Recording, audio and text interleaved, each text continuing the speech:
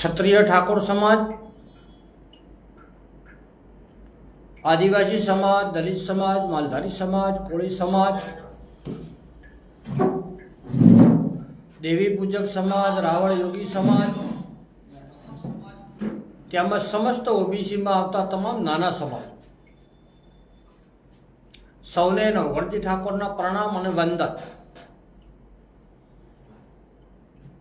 Facebook લાઈવના માધ્યમથી ગુજરાતની વર્તમાન સમયમાં નફરતની રાજનીતિ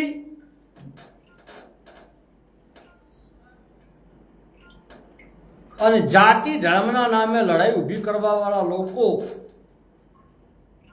તમને કેવી રીતે ગુમરાહ કરે છે એ વિશે આપણે ચર્ચા કરીએ.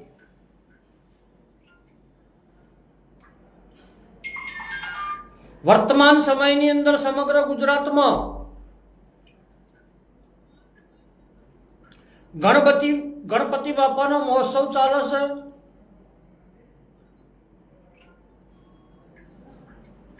ભાદરવા સુદ પૂનમ નિમિત્તે મા અંબાનો ધામ અંબાજી ખાતે મહામેળાનું આયોજન પણ ચાલી રહ્યું છે.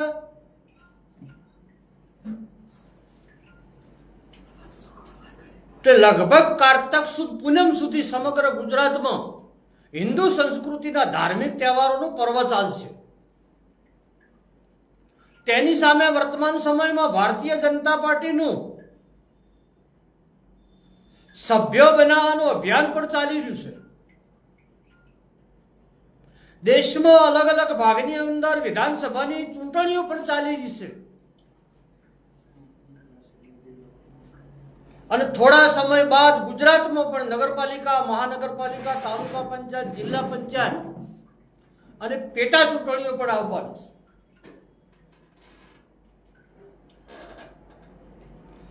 પ્રકાશભાઈ ભગાજી, મારી સાથે જોડાવા બદલ આપનો ખૂબ ખૂબ આભાર.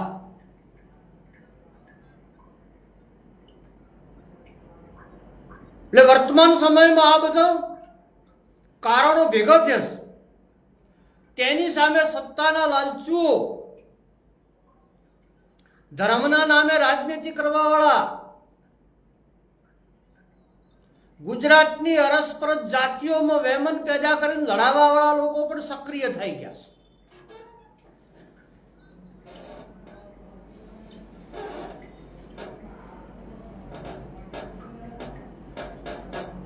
તેની સામે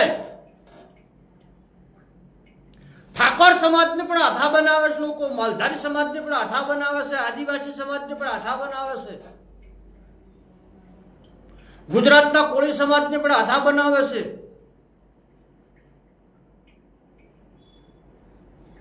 એટલે હિન્દુ સમાજની અંદર આવતી અવિકસિત, જેમના શિક્ષણ ઓછું છે, આર્થિકતા ઓછી છે, એવા સમાજોને ધાર્મિક ઝંડા પકડાઈ જાતિવાદનો વેર રોપી અને રાજકીય ધંધા કરવા વાળા લોકો હાલ સક્રિય થઈ ગયા છે.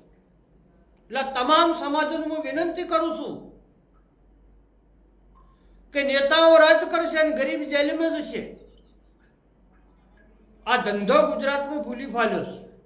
ઓબીસીમાં આવતા તમામ નાના સમાજોને મસ્તક નમાવી પ્રણામ કરી વંદન કરું છું કે જે લોકો ધાર્મિકતાની વાત લઈને તમારી જોડે આવે, ધાર્મિકના મુદ્દા ઉપર તમારી જોડે ઉશ્કેરવા આવે, તો એ લોકોને પ્રશ્ન પૂછજો કે સમગ્ર ગુજરાતમાં લાખો કરોડો અજબો રૂપિયાનું ફંડ આવવા વાળો મંદિરો છે. એ મંદિરની અંદર કોઈ ઠાકોર સમાજનો દીકરો ટ્રસ્ટમાં છે, કોઈ રબારીનો દીકરો ટ્રસ્ટમાં છે, કોઈ આદિવાસીનો છોકરો ટ્રસ્ટમાં છે, કોઈ દલિતનો છોકરો ટ્રસ્ટમાં છે, કોઈ કોળીનો દીકરો ટ્રસ્ટમાં છે, કોઈ દેવી પૂજકનો છોકરો છે, કોઈ રાવણ યોગી સમાજનો છે, કોઈ વાલ્મીકી સમાજનો છે, તુરી, નટ, બજાણિયા, લાલવાદી, ફૂલવાદી, નાઈ, વાળંદ, દરજી, આવી જે પસાદ સમાજો છે, નાની સમાજો છે, આ સમાજનો એક પણ દીકરો કોઈ મંદિરની અંદર ટ્રસ્ટમાં હોય તો મને લાઈવમાં તમે બતાવો કોમેન્ટ કરી. ખાલી ધર્મના ઝંડા જ આપણને પકડાવાના છે. એટલે કોઈ પણ વ્યક્તિ તમારી જોડે જાતિવાદી ઉશ્કેરણી કરવા આવે, ધર્મની વાતને લઈને મસાલો ભરવા આવે, તો સૌથી પહેલા એને એક પ્રશ્ન કરજો કે અમે ઘણા વર્ષ લડ્યા છે, હવે નેતાઓ લડે, નેતાઓના છોકરા લડે ને એમનો પરિવાર લડે, અમારે લડવું નથી. ચૂંટણી આવે એટલે હિન્દુવાદ વાપરે છે.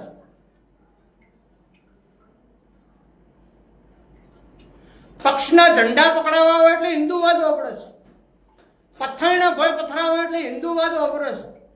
કોઈ સભામાં ભીડ ભેગી કરવી હોય એટલે હિન્દુવાદ વાપરે છે.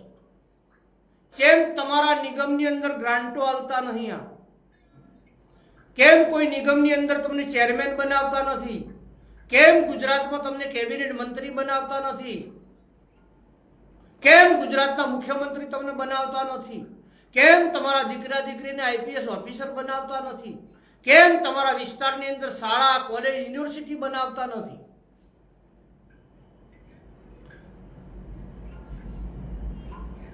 તમારા પ્રત્યે તેમને શું છે? અમદાવાદની અંદર 153 મકાન ઠાકોર સમાજનો કુટી બાંધ્યા, જીસીબી લઈને પાડી દીધા. એ ઠાકોરો હિન્દુ નથી? સુરત, અમદાવાદ મહાનગરપાલિકાઓ છે, વડોદરા, જુનાગઢ, જામનગર, ગુજરાતના માલધારીઓને ધોકા મેલીને તગડી મેલ્યા, ગાયોને ડેબે પૂરી દીધી, ગરીબોને ઝૂંપડા પાડી દીધા. એ હિન્દુ નથી? જો તમે હિન્દુ હિતની વાત કરતા હો, હિન્દુત્વની વાત કરતા હો, તો તમે જે 25-50 જણા નેતા થઈને બેઠા છો, સરકારની મલાઈ ખો છો, એ જ હિન્દુ? બાકીના કોણ છે ગુજરાત?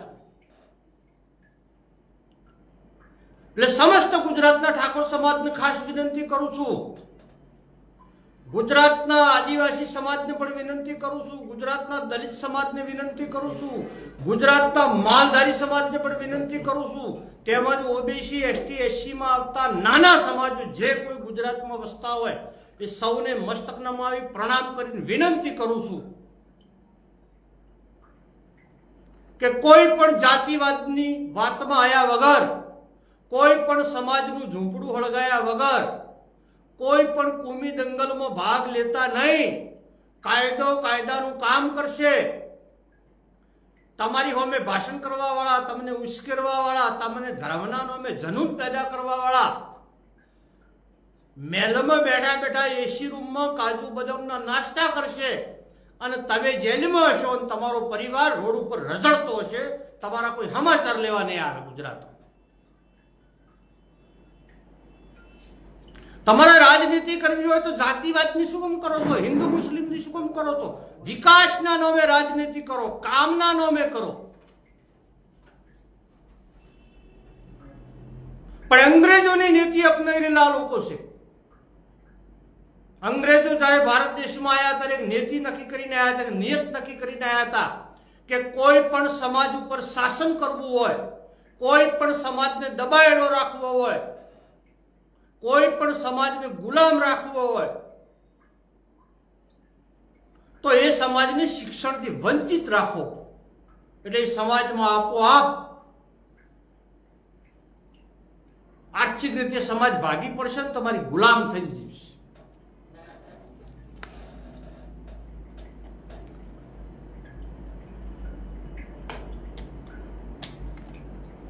સાથે સાથે સમગ્ર ગુજરાતના મુસ્લિમ સમાજને પણ વિનંતી કરું છું, સમગ્ર મુસ્લિમ સમાજના જે કોઈ મૌલાના, મૌલવી, એમના ધર્મગુરુ વડાઓ હોય એમને પણ વિનંતી કરું છું, તમે પણ સંયમ રાખો, તમે પણ શાંતિ રાખો. તમે તમારા બાળકને કહો કે કોઈ પણ વસ્તુના નિમિત્ત તમે મત બનો.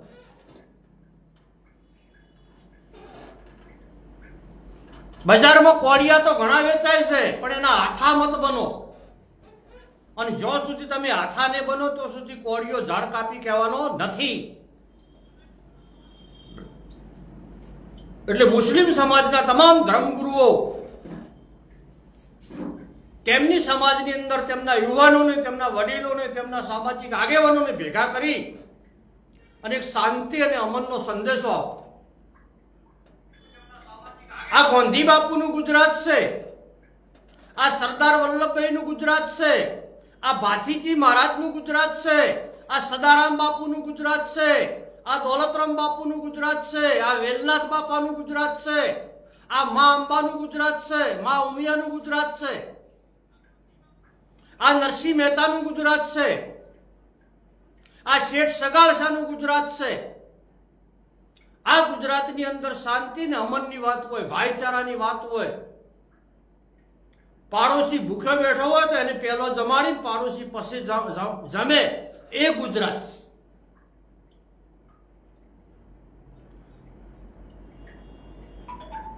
આપણે હિન્દુ હોઈએ, હિન્દુત્વનો આપણને ગર્વ હોવો જોઈએ, પણ આપણે હિન્દુ છો એનું સર્ટિફિકેટ બીજા પાસે લેવાની જરૂર નથી. તમે હિન્દુ પિતાના દીકરા હોય, હિન્દુ માતાના સંતાન હો, તમે ગુજરાતના સંતાન હો, એ જ સર્ટિફિકેટ કાફી છે દુનિયાની અંદર.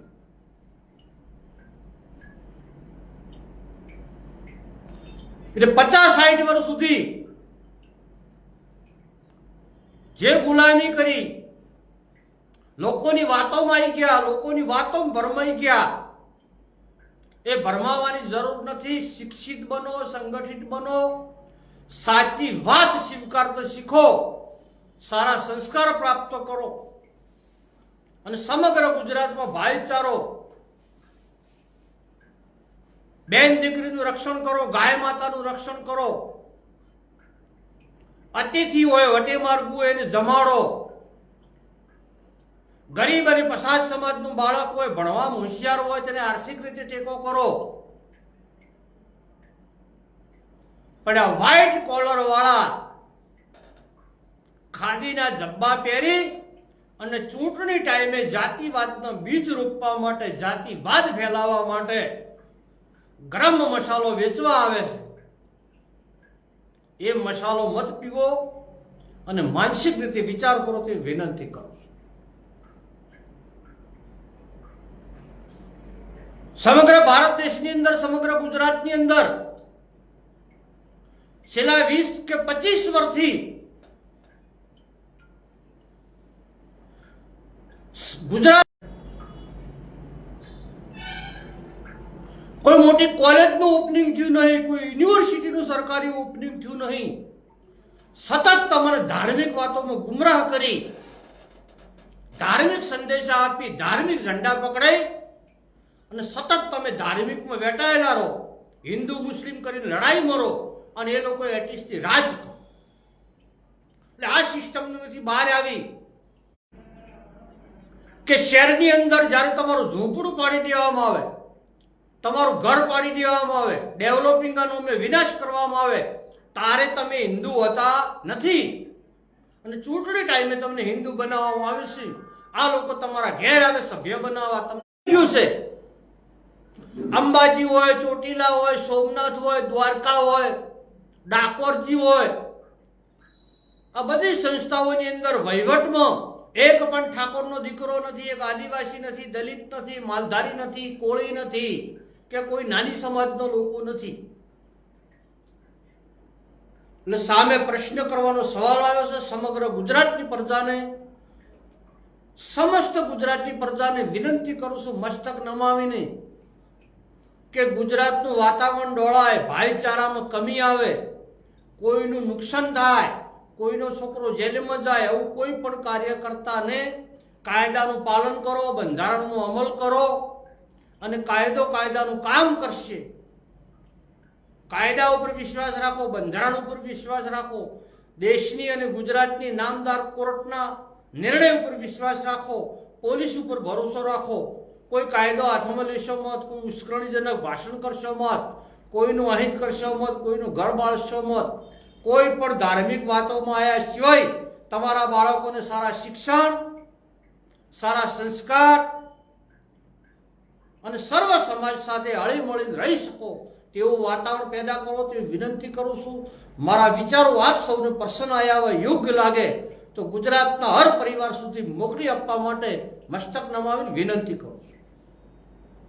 ઠાકોર સમાજને વિશેષ વિનંતી કરું છું કે તમારી જોડે કોઈ હિન્દુ મુસ્લિમની વાતો કરવા આવે, ધાર્મિક વાતો કરવા આવે તો ચોખ્ખા શબ્દમાં કહી દીધું, અમારે અમારા બાળકોને ભણાવવા છે, અમારે અમારા બાળકોને આઈપીએસ કે આઈએસઆર ઓફિસર બનાવવા છે. તમે અમને શિક્ષણ પૂરું પાડો, સરકારી કોલેજો આલો, લાભ આલો. અમને ઓબીસીમાં લાભ મળતો નથી, ઓબીસીનું 2 ભાગમાં વિભાજન કરો. અમારા ઠાકોર અને કોળી વિકાસ નિગમમાં 2000 કરોડ રૂપિયા આલો. દરેક 5 ગામમાં વચ્ચે માધ્યમિક અને ઉચ્ચ માધ્યમિક શાળા આલો. આવી માગણીઓ કરો, બાકી કોઈ બીજી વાતો પડશો નહીં તેવી વિનંતી કરું છું. આપ સૌ મારા વિચારો હર પરિવાર સુધી ગુજરાતમાં મોકલી આપશો તેવી વિનંતી કરું છું. સૌને જય જય ગરવી ગુજરાત, પ્રણામ અને વંદન.